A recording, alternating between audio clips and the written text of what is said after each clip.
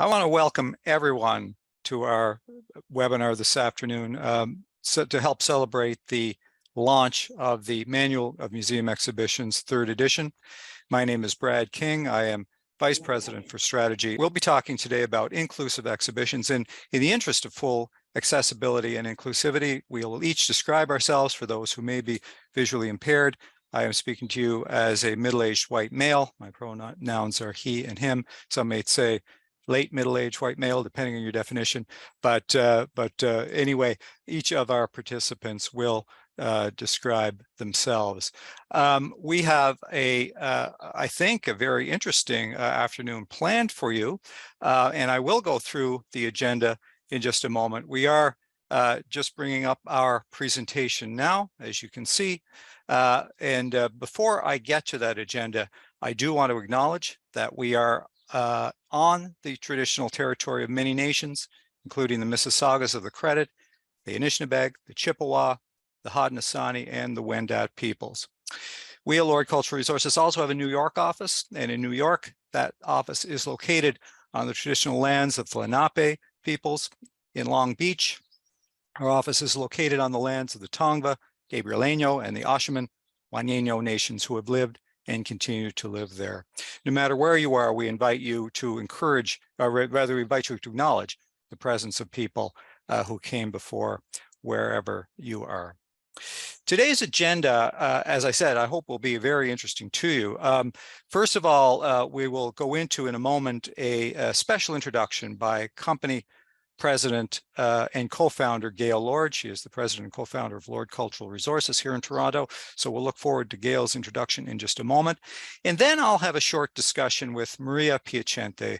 Maria is the editor of the Manual of Museum Exhibitions 3rd edition, and she is now Senior Vice President for Exhibitions and Gallery Planning at the Royal Ontario Museum in Toronto. We have 3 very interesting panelists who will each give a presentation on inclusivity in exhibitions today. And we'll start off with Corey Timpson. Corey is an expert in multi-sensory experience design and inclusive design and digital media for the museum and cultural sector. And he is principal of Corey Timpson Design, and we're very pleased to welcome him today. Cheryl Blackman is our second panelist, and Cheryl is Director of Museum and Heritage Services for the City of Toronto. She's had a long career in the museum sector as well, including a time at the Royal Ontario Museum as Assistant Vice President for Audience Development, amongst other positions in the museum sector. So welcome, Cheryl. Thirdly, we have Tim Johnson, and Tim's a man of many talents. He is Senior Advisor to the Niagara Parks Commission and Plenty Canada. And he's been behind many other cultural and educational initiatives. Tim's Mohawk. He comes to us from the Six Nations of the Grand River, which is located just outside Brantford, Ontario. And he is also Indigenous Advisor to Lord Cultural Resources. So welcome, Tim. After our panelists have given their presentations, we're going to have a Q&A, but we invite you to enter your questions at any time during this presentation, during this discussion this afternoon. And at the bottom of your screen, you'll see the Q&A function in Zoom. And we invite you to enter any questions you might have in that area. We will try to get to as many as we possibly can in the time available to us. But if we are not able to get them all, we will respond to those questions online after the fact. We are also recording this session. And those of you who have registered will get a copy of the recording. We'll send that out to all registrants. So please do enter your questions. Even if we can't get to them today, we will get to them before too much longer. At this time, I would like to invite Gail Lord, President of Lord Cultural Resources, co-founder of our company, to give a special introduction. Gail? Thanks so much, Brad. It's just an enormous pleasure to be welcoming everybody to this session, and particularly our panelists. I want to thank you, Brad, for your introduction. It was very kind. I want to thank the panelists because I know you're going to be brilliant, and you've contributed so much to the book already, and now you're contributing to the day. I want to welcome the participants who are part of this session with us. And I'm really, the number, it's already down there. It's already 207 people, which is absolutely incredible. Usually for these webinars, there's a big drop off between intention and reality. But in the case of this group today, you're really with us. And I think that's very exciting. And I want to thank you. And of course, a special thanks goes to Maria, who pulled this book together, in addition to an overwhelmingly big job that she does both here and now laterally at the Royal Ontario Museum. The book, historically, this is the 3rd edition, has actually been our most popular of all the seven different manuals that we've done over the years. And that's really interesting. This one is going to break all records. It's a beautiful book. It's in full color on shiny paper. Our publishers have done a great job. It's beautifully illustrated. It's got tremendous content, and quite frankly, it's more than you ever wanted to know about how to make great exhibitions. It's everything. And a lot of people probably on your boards, I don't know if there's any board members on the call, when they say, well, why is it so expensive to do an exhibition? Just hand them this book and they'll understand exactly how much work is involved and why creating a great exhibition is really more complex than creating a great building. I said it out loud, and I'm not ashamed of it. So there you go. The other thing that occurs to me about this incredible realm of exhibition making is how truly diverse the process is. And I think people, I would love to know, all of you who are participating with us today, because on one hand, tremendous scholarship is required. On another aspect, community engagement and inclusivity, which is today's topic, that's part of it. There's also great writing involved, great photography, incredibly complicated technology, all these aspects. And then the magic ingredient is what I will call shameless entertainment. And that's what's beautiful about the museum world. On one hand, we are seekers after truth. We do that through scholarship. We do that through tremendous amount of community accountability. On the other hand, we really are shameless entertainers. So put all those hats on, sit back and relax and enjoy this presentation. If we run out of time in answering your questions, we're committing to answer them anyway. So identify yourselves and we'll send you, the panelists will send you their answers by email. So this will be one of those sessions where you have questions, we are going to answer them. And so now back over to you, Brad, and thanks for this opportunity. Well, thank you very much, Gail. Now I'd like to invite Maria Piacente to engage with me in conversation. Maria, welcome to our webinar. Thank you, Brad. So Maria Piacente, she, her, and I am a middle-aged white woman with long brown hair and an increasingly need for reading glasses in the last few years. Anyway, we're really glad to have you, and we're really glad to talk about this fantastic publication. Here it is here, the Manual of Museum Exhibitions, 3rd edition. It is the 3rd edition of the manual. So there's been a couple of editions prior to that. Can you give us some background on the series? Sure. So the series began in 2001 and was originally edited by Gail and the late Barry Lord. In 2014, Barry and I really completely restructured the manual with a focus on functionality and ease of use. And in 2021, I undertook a new edition, not only to update it to address current practice, but also many of the transformative issues that are really critical to our time, which include decolonialism, DEIA, and activating truth and reconciliation in our sector. I think that's what's so interesting and important about the series is that it's responsive to changing needs while still being true to core principles for visitor experiencing planning and design. I think so many, there are so many excellent theoretical books on the market today for interpretive planning, visitor centricity, label writing, and more. But what makes this series very interesting is that it's a practical guide, a how-to, if you will. What is an interpretive plan? How do I go about creating one? What are the core steps of exhibition design and what are the outputs? How much do exhibitions cost? I get that question a lot. And how do I create a budget? What are the roles and responsibilities in the exhibition development process? You know, time, money, and resources are a reality. And this book is about the nuts and bolts of the process and the many ways you adapt it in the real world. So really, it's the kind of book that every museum professional should kind of have on their shelf.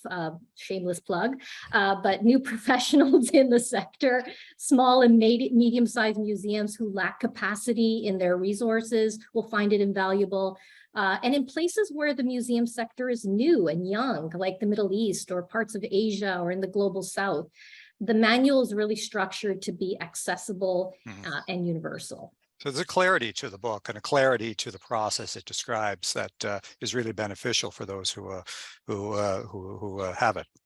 Yeah, absolutely. And I think that the the original intention of the manual was always to bring bring attention to new voices and ideas and new authors to the manual and new case studies. And I think that in this new manual, we're really trying to fill in those gaps and to create even more clarity from the 2014 version. I would say one of the hallmarks and strengths of the book have been the sheer numbers of examples that kind of demonstrate the process in action. And in fact, the publisher and I, we conducted an evaluation of that book, and the request for more examples and case studies, in particular for small and medium-sized museums, was overwhelming. So we wanted to make sure that that was an important part of this new manual. So for an example, in the roles and responsibilities chapter in chapter 13, there are 2 case studies. The first is from the Oakland Museum of California, which is a large and multidisciplinary museum with a very large staff. The second case study is from a very small museum from Trinidad and Tobago, tackling roles and responsibilities with a very small, museum staff, a mighty museum staff, because they have to do a lot. But there is a way to demonstrate how you can still apply that process to staffs of different sizes. So what else is different about this edition as opposed to the second edition of the original? Yeah, I would say that there was definitely a need to expand on traveling exhibitions. What is a traveling exhibition program and what are the pros and cons of creating one? Evaluation really needed to be expanded, and how visitors learn in exhibitions was another key area of focus. But I would say the biggest challenge that I had going into this, I thought was going to be about the mounting complexity and cost of technology, and that I was going to be engaging with Corey and making that section really big, which is true. It is quite big in the book. But then the world changed and the pandemic hit, and we had all these seismic societal shifts that demonstrated a growing imperative for diversity, equity, and inclusion. And so I needed to step back and say, okay, how does this manual function within this new reality that we're finding ourselves in? And so, as both an author and an editor, I was really excited about this challenge, and so thought about the way in which we could include some of these new components. So, for example, the treatise on museums and their exhibitions that you authored, Brad, is a great example, that it created much contextual foregrounding for the manual, why we do this important work. Museums are places of trust. They are agents of change, but how do we balance this need for trust with a growing role to take a stand on the critical issues of our time, like climate change? Chapter 7 on virtual exhibitions is a great example of the work, the costs, the considerations of creating online experiences is a massive need that the pandemic and the closure of museums around the world made critical. And so that was such an important, I think, chapter and exploration that we needed to take. Cheryl Blackman and Karen Carter's addressing of the complex and important ways to engage with communities. If we're going to create exhibition programs that are truly diverse, well, how do we need to adjust and adapt our processes to do that? What are the new roles that we need to engage in that? It's the start of a long conversation. I would say we have a long way to go. And then there are great case studies that demonstrate how to prioritize Indigenous ways of knowing, such as creating community, the first People's Exhibition at Bunjalaka Aboriginal Cultural Centre at the Melbourne Museum in Australia, and the Indigenous-led storytelling and design at the Muskoka Discovery Centre in Gravenhurst, Ontario, that Tim Johnson on this panel has been leading. So we're in a much different world in 2022 than we were at the publication of the last version of the Manual of Museum Exhibitions in 2014. No doubt about that. Talk to me about the structure of the book. How would you describe its organization and its approach? The book is structured really simply. Why, where, what, who, and how. So that makes it very straightforward and an easy reference manual. But I do want to take a moment to focus on a diagram for the exhibition development process that really anchors the manual. And if I could ask Andrea to put that up on the screen for our audience. So great, thank you. Readers are introduced to this, this diagram in chapter 1, and it is referenced again and again throughout.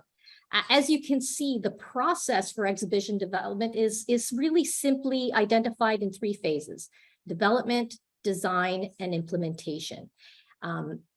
The manual itself is really posits a visitor-centered approach. And so that's why interpretive planning, I should say, is right front and center as a part of the development process. It starts the process, it centers the visitor in that process, and allows us to constantly make sure that the visitor is represented in it. Design is a very dynamic and collaborative phase between content and design, that those two work together to inform each other in a very dynamic dance. And you may be saying, Maria, that's a given, but when you've worked in, I'd say, as many markets and museums across the globe as I have, this is not always the case. Sometimes if design leads the process without careful consideration of the visitor or powerfully researched content, you often find exhibitions that are stunning with a lot of really cool technology, but light on story, where audiences find there is little relevance or meaning. The implementation phase, which is fabrication, installation, and opening, is straightforward. This is when planning becomes physical reality. And this is where careful project management and decision-making throughout reaps its rewards. So from initial concept or idea that it comes through in the exhibition brief to opening day, the process is very flexible and scalable, and that is demonstrated throughout. And it holds true for projects that are small or very large, or for museums with exhibition staffs of 2 or 20. Design can take place over 2 or 3 stages. Certain production phases can be fast-tracked and overlap with design. Consistency in methodology allows the planners to adapt with confidence. And I think as the basis for the manual, it is the foundation for the how all the way through, and helps with identifying issues around project management, tools and tips for organizing content, roles and responsibilities, financial planning, evaluation, decision-making, and so much more. Great. I guess I've only got one more question for you, but it's the $64,000 question, as we used to say. Maybe that with inflation is now the $1 or $64 million question. I don't know, but we want to know what you think. What would you like the impact of this book to be? What would you like the impact to be? Sure. And Andrea, you can take the diagram down. I would say that my hope is that the manual and its future iterations continue to be an essential tool for exhibition planners, designers, curators, project managers, that it allows small and medium-sized museum staff to feel empowered, which is really important to me as the author and editor. That for cultural organizations, both in new and growing museum markets, see themselves in that process. And it gives them the confidence they need to lead their own projects, often with contractors and other suppliers and vendors. That for seasoned museum professionals, like the many that are probably on this webinar, that they continue to use it as a quick reference tool, you know, when they're navigating a complex challenge or they need a refresher. And that the exhibition process is not overwhelming or only a tool for Western museums, that it really is a tool that can, that can be seen across different markets and in different places around the world. Right. Maria, thanks so much for this really interesting introduction to the Manual of Museum Exhibitions, 3rd edition. We will probably hear from you in the Q&A too, a little bit later on. Some questions are already starting to come in. That means we want to get right to our panelist presentation so we can get to those questions. And I want to invite Corey Timpson. Corey, can you take us through your presentation about inclusive practice in media opportunities, please? For sure. Thanks. Thanks, Brad. I'm Gail, Maria, for including me on the panel, and it's nice to see everyone. So my name is Corey Timpson. I use he, him pronouns, and I'm speaking to you from the traditional unceded territory of the Anishinaabe Algonquin in Ottawa. So first, just really quickly, some distinctions, just so we know what I'm talking about. If I throw out some buzzwords, linear media, when I say that, I'm really talking about film, video, soundscapes, anything that is sort of linearly presented, if you will, like time-based media. Navigable media, we're talking about things like a kiosk or a web or mobile, anything that you actually navigate through a system of content. Emerging technology, think of augmented reality, virtual reality, all of the realities. So all of the R's, those are things like emerging technology. And infrastructure, if I use that phrase, I really mean the digital infrastructure, but also the soft infrastructure, like the people, the skill sets. We just heard Maria talking about what that composition of a team may look like, what the workflows are, so on and so forth. So I kind of lump all of that stuff into infrastructure. In the chapter, we look at multimedia, digital media for a number of strategic outcomes in terms of the interaction design scenarios they provide. So not just passive read, watch, and listen, but also an active, getting the visitors to do something, and an interactive or dialogic interaction design where people can affect the outcome of their experience. So that's a really important strategic role for digital. Extending reach, so remote audience engagement. We saw this over the pandemic, everyone quickly pivoting to trying to do things via Zoom, extending the reach. Let's not fall back into the pre-pandemic scenario of everything being on site, and keep engaging audiences who might not otherwise ever make it on site. So let's think about accessibility and those affordances that are offered through media and technology in those ways. Prolonged engagement, what happens after the visitor leaves, media and technology play strategic roles there. Blended experience design, on-site and remote engagement, stylistic design and entry points. But really what we're going to focus on today is the inclusive design and accessibility affordances that can be provided through media and technology. I'll also note that data and analytics come along for the ride. So the ability to make data-informed decision-making, another strategic outcome of integrating this into your media and technology into your exhibition design development processes. And then one quick call out, my team, myself, our practice, we never do anything alone. So when you see the examples, these are examples that are realized through robust community engagement, trying to ensure a plurality of perspectives are making their way into our design and development processes and informing the decisions that have to be made when it comes to the use of technology, but when it comes to the experience design at the outset. And, the work is never done. So these examples are really a starting point. I always like doing something for the second time more than I like doing it for the first time because I want to learn all of the possible outcomes from that first time. So please keep in mind these examples are like really a starting point, and hopefully people will take these examples, iterate upon them, and come up with even better solutions than we were able to come up with in the past. So with that, I typically start thinking about the ecosystem, something that my team and I call the ecosystem, the experience design ecosystem. And this is an example, right? So we've got a built environment, we've got rules in that environment. So the environment here is the sidewalk, the roads, the buildings, we've got rules, the lines are painted, there's, wayfinding and directional signage and all these things. But really importantly, when it comes to media and technology, there's 21 people in this image of people crossing the street, 19 of them are on their mobile device.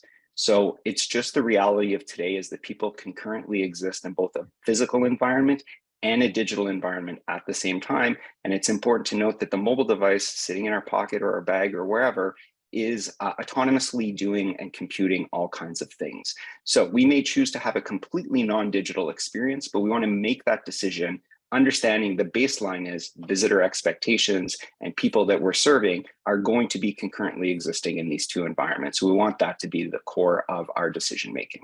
Next slide. So getting into some examples of how we've used media and technology to increase inclusive design and accessibility. This is an example from the Canadian Museum for Human Rights. These are apiatas that were produced in response to the Chilean government's oppression.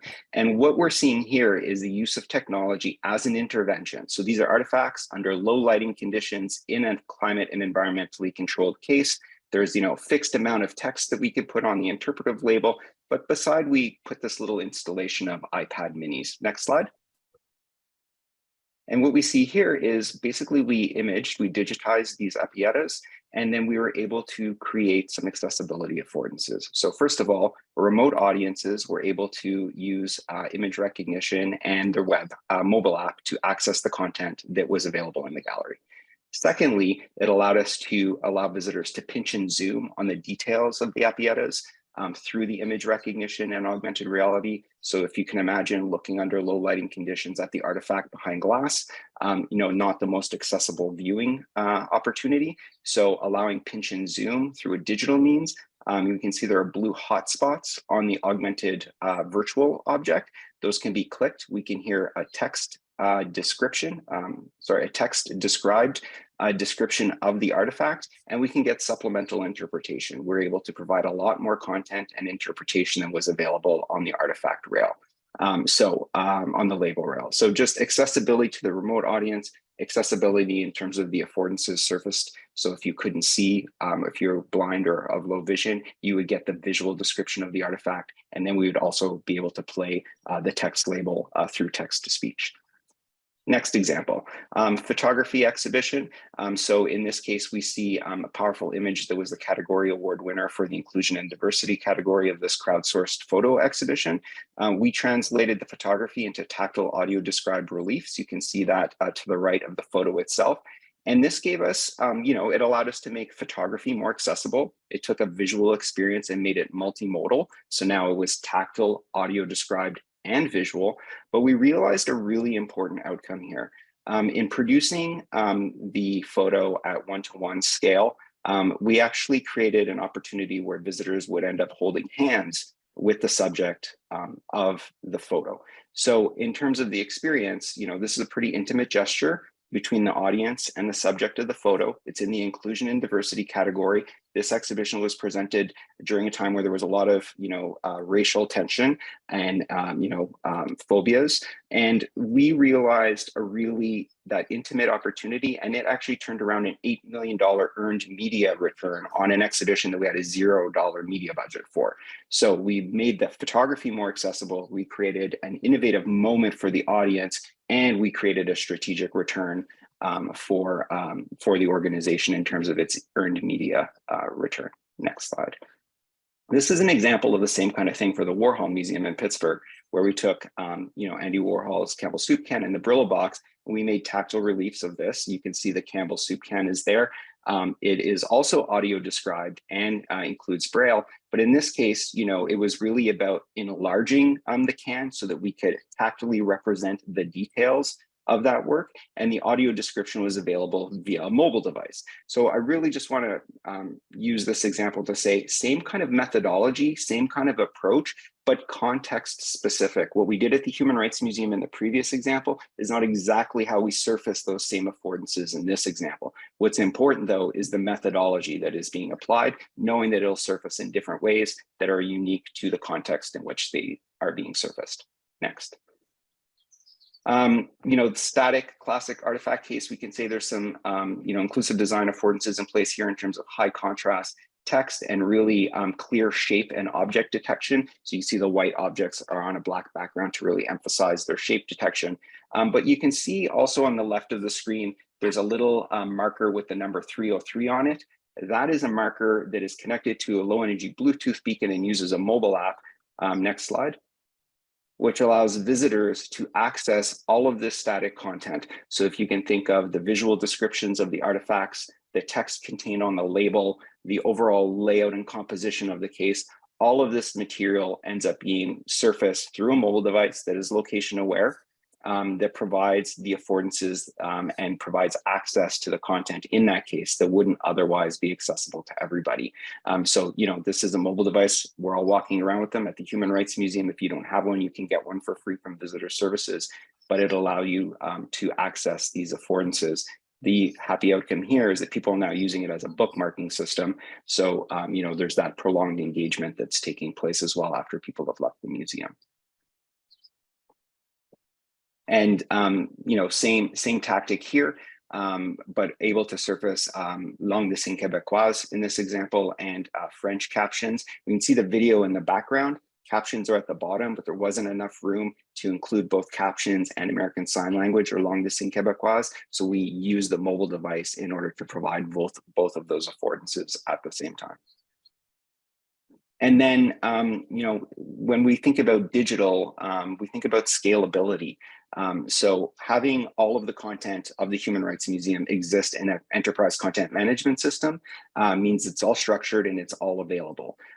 Surfacing that information for text to speech through the mobile app is one thing, but when refreshable Braille displays became affordable, all we had to do was purchase a couple of these and have them at visitor services. And now anyone who comes to the museum who is blind deaf can access all of the content in the museum, location aware. They can stand at the same place as me, interact with the same content and have it surface through a refreshable Braille display. And that's because the digital infrastructure was created in such a way to be standards compliant.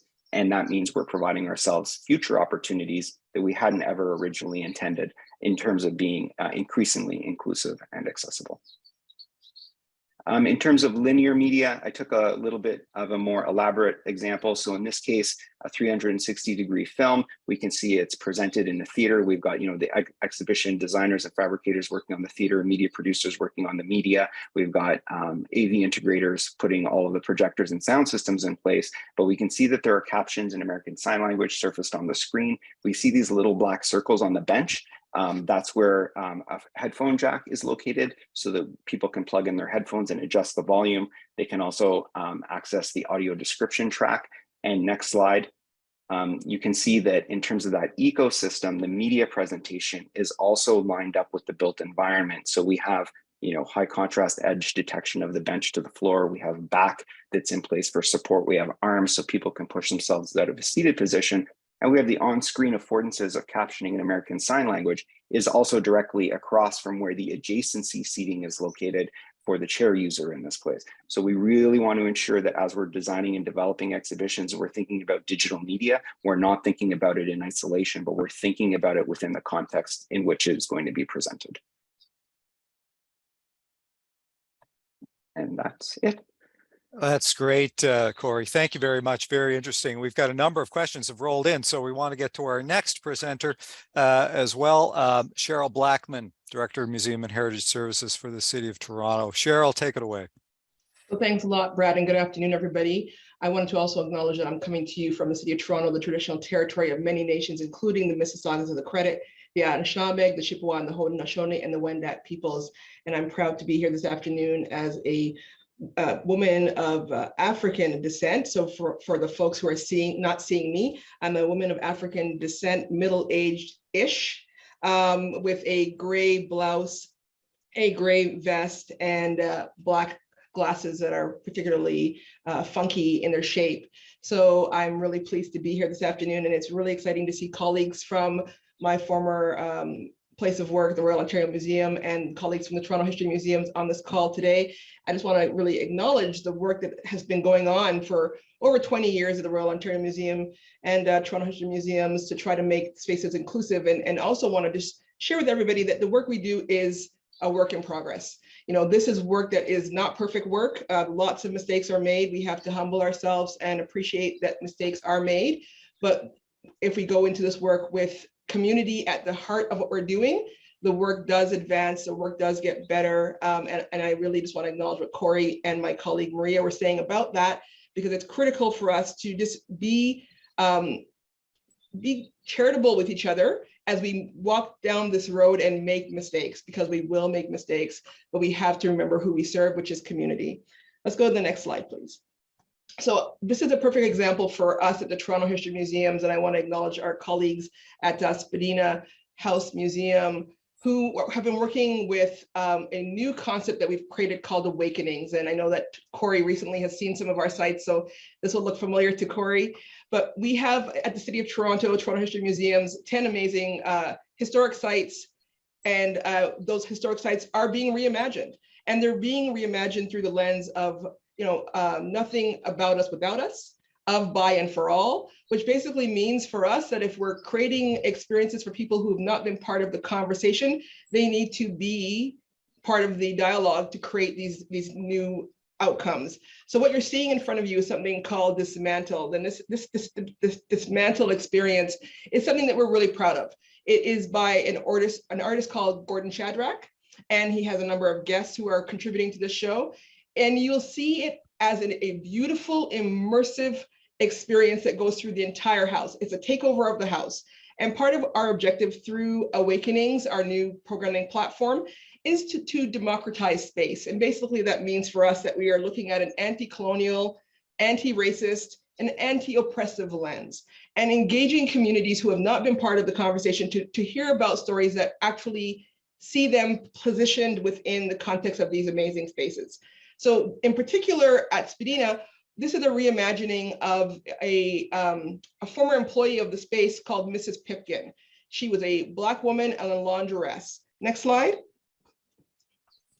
And this is Mrs. Pipkin on the left, reimagined by Gordon Shadrach, the artist. And it's really, really exciting to be able to see this space turned over to Gordon, our artist, who is a African Canadian artist, an educator, a creator who's gone through this entire house and really said, this is a retelling of the story at Spadina Museum and through the lens of people of African descent, which is really exciting when you're thinking about community engagement. How do we make communities who have not trusted us? And I saw a comment in the chat about not feeling that, museums and spaces like museums are trusting spaces for people who are equity deserving. And so part of our discussions, our joy in this work has been to try to create space, create voice for communities who have not felt welcome in this work. So Gordon has created 17 reverential portraits, and those are currently being hung throughout the site. And those include also works of textile artists and educators, and features Toronto Raptors and choreographers like Tanisha Scott and Julian Christian Luke's PKA Director X, and other notable members of Toronto society seeing themselves elevated in a site like Spadina House Museum. Next slide. So I wanted to share with you who are some of the artists contributing to this work. We have Sharon Norwood, we have Jabari Elliott Elixir, Maura Stump, Christine Nawaguchi, Dario Williams, Roger Mu King, who you'll probably know from the Food Network, Lillian Allen, and Randall Ajay. And they're all contributing to this particular amazing exhibition experience. Next slide. We also have something called Read-In, and this is happening at all 10 of our sites, at the Fort York National Historic Site in particular, and it includes partners like Roger Mu King, the Toronto Raptors, and remember the 400+ community groups. Part of our objective with this type of work is really just to open conversations about books that were banned in the US most recently, and to be able to, again, have artists like South Asian artist Rupi Kaur lend voice in spaces that you would never hear or see traditionally. African Canadian, Southeast Asian voices taking over the narrative and telling the story. So we're really trying to motivate this concept that the space belongs to everybody, all voices matter, and we're trying to tell the full story of Toronto and doing it in a way that includes communities who have historically felt that their voices are not represented in these spaces. Next slide. And here you'll see a slide with Julie, and so Julie Black, and Julie Black is a national treasure in Canada. And we're trying to also look at the importance of wellness. And part of the Awakening story is born through and after the murder of George Floyd. And so we know for Black communities, not only have we been impacted by the social justice uprising, but we've also been impacted by the pandemic. So issues of wellness and well-being and the journey to wellness and well-being are particularly important to us at the Toronto History Museums. And so working with Julie, we've been able to focus on, bringing stories of mental health, emotional and physical well-being, and spiritual well-being to the forefront. And we're also doing work with a program called She Writes, which is creating spaces for women who have been really paralyzed by the trauma of living in and working in systems that are racially oppressive, giving them a space so that they can actually speak, be heard, and feel safe. Next slide.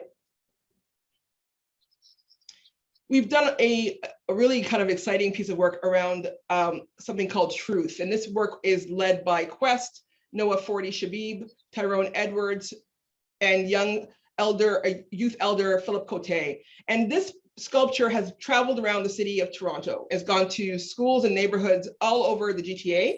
And it's been particularly focused on communities where there are marginalized youth, where folks have not felt their voices have been heard, where they have not felt part of society. And this was launched during Nuit Blanche. And it's been really a part of our own storytelling, truth, and reconciliation journey. And again, we're trying to create space for young people to see themselves in these historic sites, in these museum spaces where they have not felt historically welcome. And really for us, bringing the work to community is a big part of our journey. We started this through COVID-19 when we were doing work online and really not allowing COVID-19 to be a barrier to access. And we're continuing this by actually putting the sculpture on a flatbed truck and driving it all throughout the city of Toronto to be able to create additional forms of access to community who are not likely to come out and see us. Next slide. So All Power to the People is really about this amazing 30-foot monument of an Afro pick by Hank Willis Thomas at the Fort York National Historic Site. And again, this debuted during Nuit Blanche, and it stood for 10 days. And it was visited by thousands of people during Nuit Blanche. And you're not expecting to see an Afro picked in an 1812 battlefield. And we're trying to make sure that community can feel that when they come to Toronto History Museums, while they live in one of the most diverse cities in the world, they can see themselves in our spaces. And so we're really trying to be offering different modalities, offering different experiences, but most importantly, creating room for voices to be heard and for people to feel that there is someone advocating for them. And I think, as we move forward, there definitely are differences in budget, as Maria mentioned earlier, between small, medium, and large organizations, but there are increasingly ways that we can work around those challenging budgets to be able to create exciting and inclusive pieces of art and exhibitions that welcome communities who are really longing to see themselves represented. And for us, it's been so encouraging to see and hear from community who are writing to myself, to the mayor, to other members of the city, and letting us know just how crucial it is to be included, to have their voices heard, to feel seen, and how powerful that has been for them in terms of making them feel like they're truly a part of Toronto. Next slide. So I just want to introduce you to the task force. We have Julian Christian Lutz, PKA Director X, Wayne Mangesha of Soul Pepper Theater, Ashley Mackenzie Barnes, who's a curator, Dr. Mark Campbell, who's a scholar, and in fact, he's Canada's only hip hop scholar, Roger Moo King, who's a chef, an artist, and who's a host for many of our films, and Dr. Natasha Henry, who is the president of the Ontario Black History Society and also an educator at York University. These folks are helping us to connect with community. And so I really want to highlight and underscore the importance of building community advisory groups, doing that with people who have deeper connections than ourselves with community, going to community and really trying to create those opportunities for folks to see themselves, because we are releasing the reins of our space and making our space available to anybody who really wants to use it. So the journey is still very much beginning, but we are definitely on the road to trying to create more inclusive and community collaborative co-created space. Next slide. And so if you want to hear more about the program, the Awakenings program, you can check out our hashtag for Awakenings. You can check out hashtag Tell the Full Story, or go to toronto.ca/museums and certainly reach out to us. We would love to talk to you some more about the work we're doing at Toronto History Museums. Thank you. Thank you very much, Cheryl. I love the Afro comb. I venture to say, in the interest of accessibility, that for those who can't see me, that my days of using such a comb, and I would say Corey's too, are long over. But anyway, with that, we want to move on to the next presenter, Tim Johnson of the Six Nations of the Grand River, and our Indigenous advisor at Lord Cultural Resources. Tim, take it away. Thank you, Brad, and good to be with everyone this afternoon. Coming to you today from Shwegan, the heart of the Six Nations of the Grand River First Nation community. I'm a Wolf Clan Mohawk. So what I wanted to talk about today are some of the projects we've done, predominantly the Niagara region, but not exclusively, to sort of create legacy spaces that help to communicate Indigenous culture and history and contributions in the region. I'd worked up until the year 2015 as Associate Director for Museum Programs at the Smithsonian Institution's National Museum of the American Indian, and left there to work on this project that you're seeing in front of you now. I spent a year after leaving the Smithsonian, although I had worked on it on a volunteer basis for about 6 years prior, and then it needed more attention, so I thought I'd leave the Smithsonian and start this journey on projects like this closer to my home community. This is a Landscape of Nations, the Six Nations commemorative memorial located in Queenston Heights Park. And what's interesting is the nation's Truth and Reconciliation Commission completed this report and issued its 94 calls to action in 2015. This was unveiled in October 2016, but they had already incorporated many of the things that the commission was hoping to do. And one is that how to get Indigenous peoples appropriately involved and engaged in projects like this. The town of Niagara Lake, along with Niagara Parks Commission, wanted to have a permanent feature that expressed the contributions that Six Nations and Indigenous forces made as allies to the Crown during the War of 1812, and thought a memorial would be a good way to go. They started down that pathway, but had some early difficulties, and then called me in from the Smithsonian to help structure things a little bit better. So we created a criteria for a 10-step process of public artwork, and then developed an RFP that led to this particular design. Part of this process, which is really important to me, the process, every bit as important as the final product. And the process ultimately resulted in Indigenous and non-Indigenous peoples working together at every level of its design, thought, and execution. And that was crucial to making it very successful. So we ultimately ended up not just choosing one applicant to the RFP, but two. Tom Rideout, who was a landscape architect, and Raymond Sky, who was a fine artist from Six Nations. They both had elements that we thought were good, but together would be everything that we had expected in the RFP. And so this is a landscape of nations. Go to the next slide. This is, speaking of reconciliation, this is the First Nations Peace Monument in the Kew House Heritage Park in Thorold, Ontario. It's designed by world-renowned architect Douglas Cardinal. And it's interesting because Douglas and I got to know each other when I was facilitating a reconciliation between him and the Smithsonian Institution's National Museum of the American Indian. And so as a result of that relationship, we asked him if he would consider working on the design of a memorial at this particular site. What's interesting about the site is it's the second bookend, if you will, to the Landscape of Nations. They're both connected by the Laura Secord Legacy Trail. Laura Secord was the woman who overheard Americans planning an attack.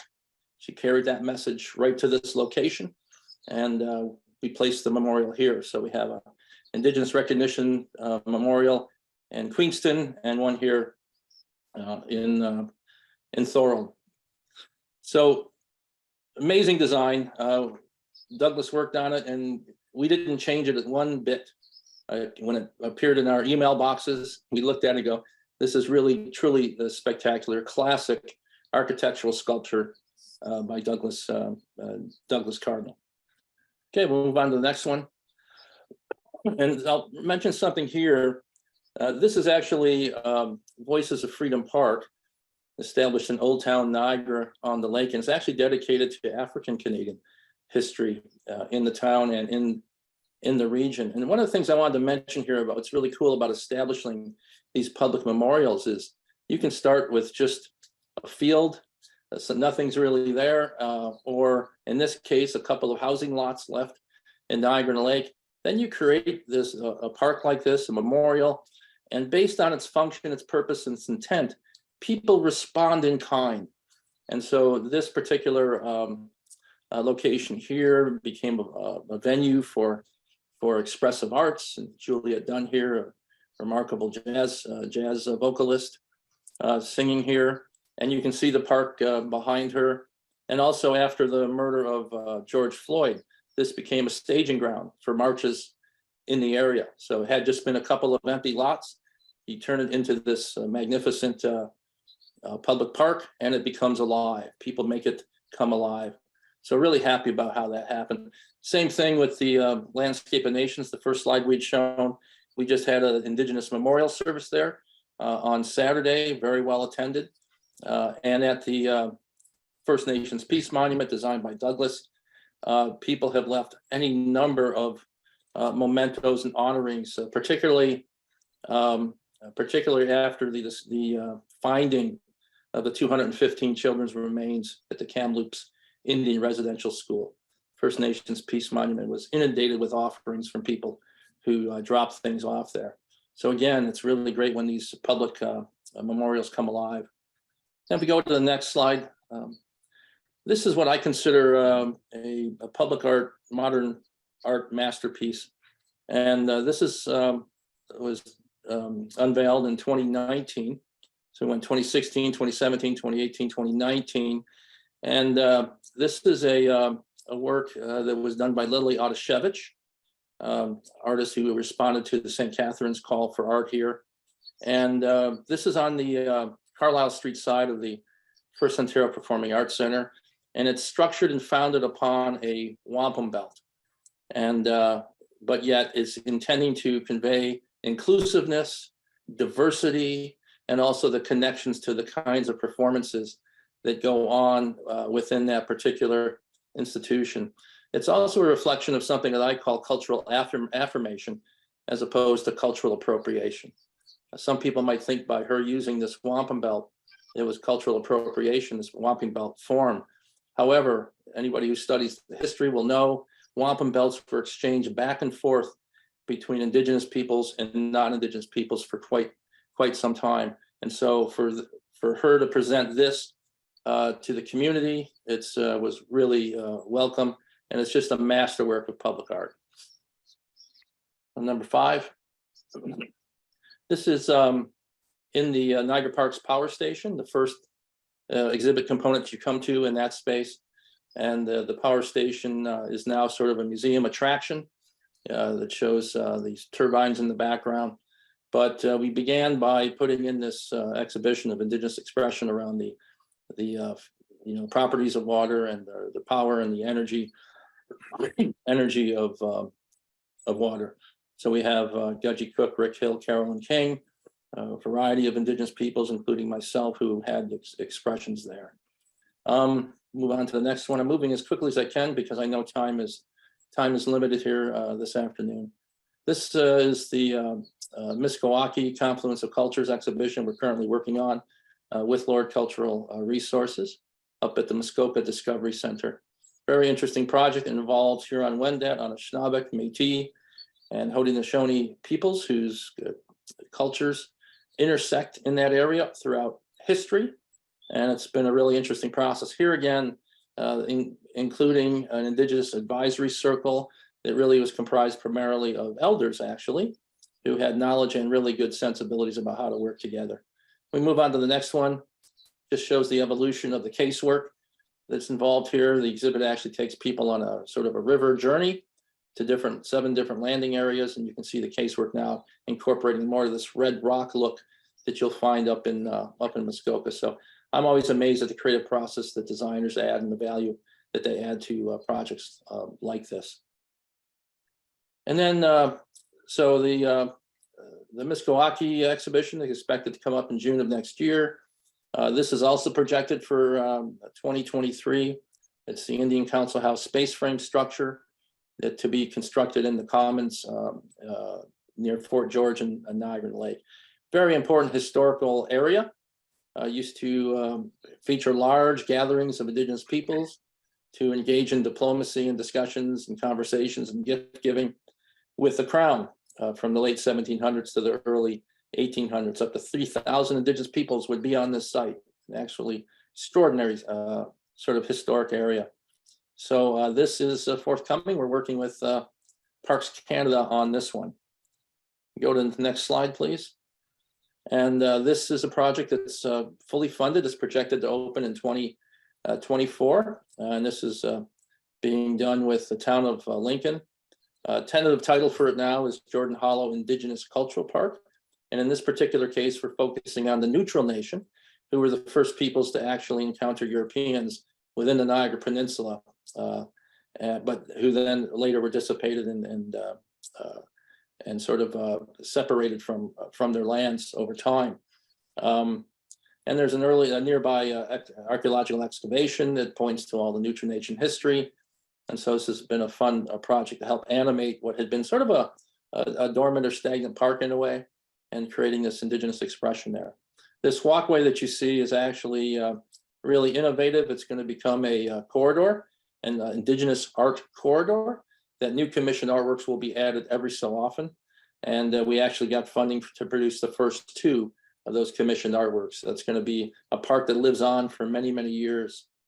And then lastly, because those were mostly built structures, we're also working in partnership with the Bruce Trail Conservancy and Plenty Canada, and also Forest Ontario, to develop Indigenous healing gardens along the Bruce Trail. And this is a phenomenal, pristine view of Georgian Bay, and it's called Cape Chin, and it's a part of properties that the Niagara or the Bruce Trail Conservancy recently purchased. So just behind this camera view, this is a natural outcropping, a stone outcropping from this view. Just behind the camera, we'll be placing an Indigenous healing garden that will reflect some of the cultural values around the environment and the plant diversity of plant life in the area. So not everything's a physical structure in a way, a built structure, but more of a grown natural structure. And we're starting to evolve into doing several of those over the next couple of years. Thank you. Well, that's great, Tim. Thank you very much. And thanks to all of our panelists for great presentations, lots to learn from. And we have a lot of questions to get to. For those panelists who have been responding by typing, thank you for doing that. We will get to all of your questions eventually, maybe not in this session, but we'll get to them after the fact. So we're going to get all of the questions answered, but let's go and answer some of them at least live now. And the first one from Cameron Smith. Cameron, thank you for your question. He's asking, regarding decolonization, was this edition, the manual, able to include, reinforce, and or expand the standards of the CMA's United Nations Declaration on the Rights of Indigenous Peoples report? Maria, I understand you you might want to weigh in on that to start us off. Sure. Yeah, unfortunately, the report was actually in the process of being created when this manual was also being created. I wish that I'd had an opportunity to engage more with it in order to include more of it in the book. I would say that by happenstance and working with people like Tim, and at the time when I was with Lord Cultural Resources, working with many different Indigenous communities and Indigenous advisors, we're able to use some of the learnings of creating ways to incorporate Indigenous ways of knowing and how museums can address the wrongs that are demonstrated so clearly in the report. So definitely, if this is a place where probably the next version of this manual would have an opportunity to do even more. So I think it was just unfortunate that the report did not come out at the same time that this book was being edited. Thank you, Maria. We're rapidly running out of time, but I think we need to take at least another question. And the next one from Rhonda Yearwood is a real meaty one, and I'm going to throw this one out to the panel. Here it is. Rhonda asks, are museums truly agents of trust, or do they just assume that they are due to the fact that they were and are colonially based and structured, and no one really challenges them? Is this trust simply assumed? How did they, museums and art galleries, cultural centers, rebuild that trust without it becoming maudlin or fake wokeness? Panel, what do you think about that question?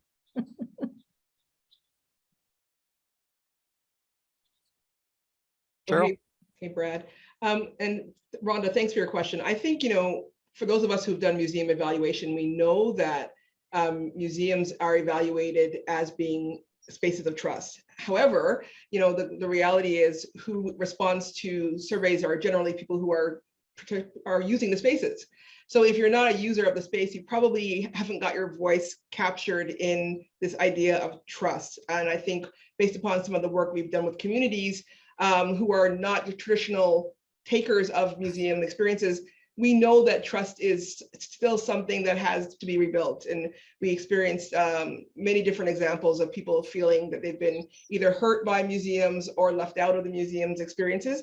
And part of our work is to hear that, to take it for what it's worth in terms of not being defensive about it, and to try to be responsive to the calls to action that are coming to us from Indigenous communities, in particular with Truth and Reconciliation, as well as from other communities where there's a long history of feeling like they're on the margins of museum experiences and don't see themselves included. Those are my thoughts. The great advantage museums have, and the surveys say, is that they are trusted by the general public by and large, and our sector remains one of the most trusted sectors that there is, certainly more than, say, journalism or media or things like that. So it is definitely a advantage, and it's advantage to be guarded and jealously preserved.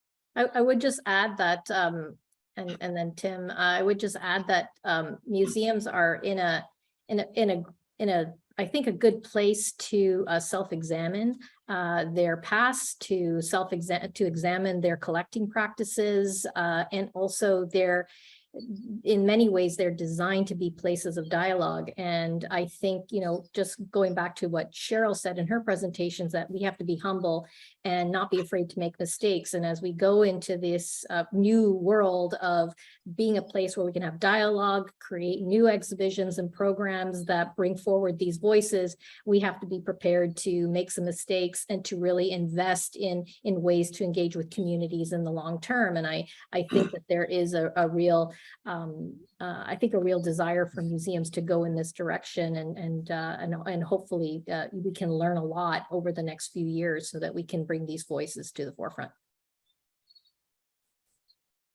Yeah, and I think, we zipped through years worth of work in really short order, but the big stories behind all of those projects that I've worked on is the collaboration between Indigenous peoples or African Canadians and those institutions, entities, municipalities, museums that have the platforms for that.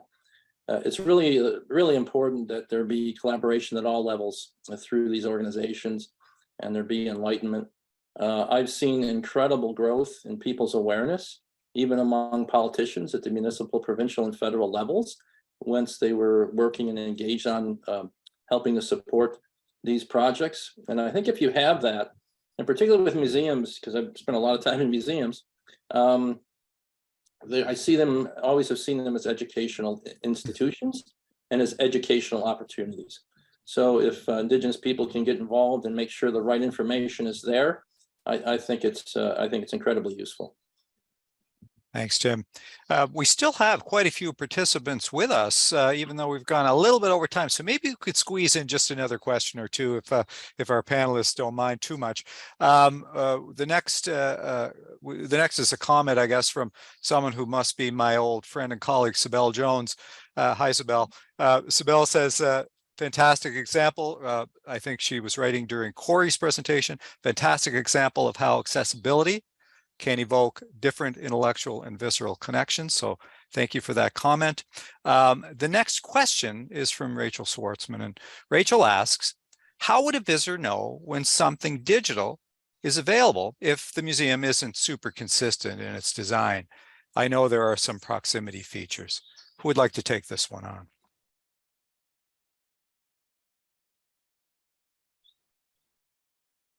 Corey, you're on mute.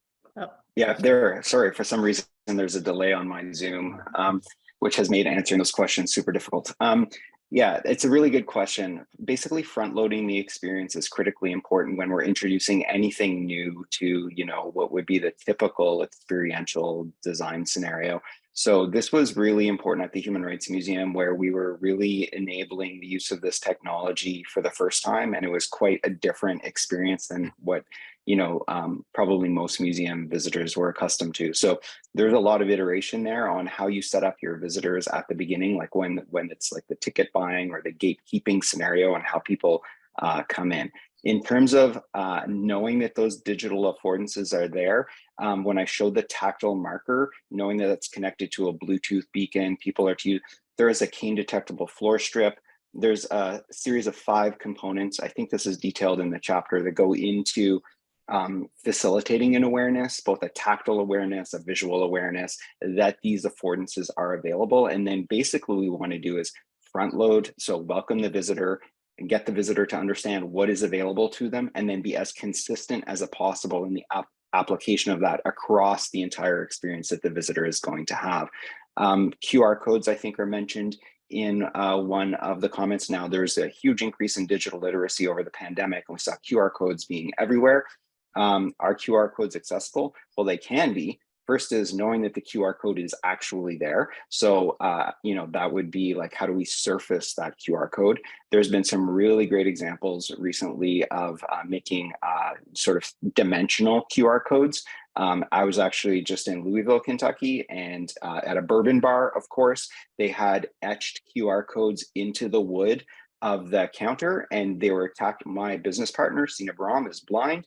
He recognized the QR codes right away because they're tactile. He's able to align up the QR code with the camera on his phone. And then because it's digital, he gets access to all of that content through the text-to-speech reader on his mobile device.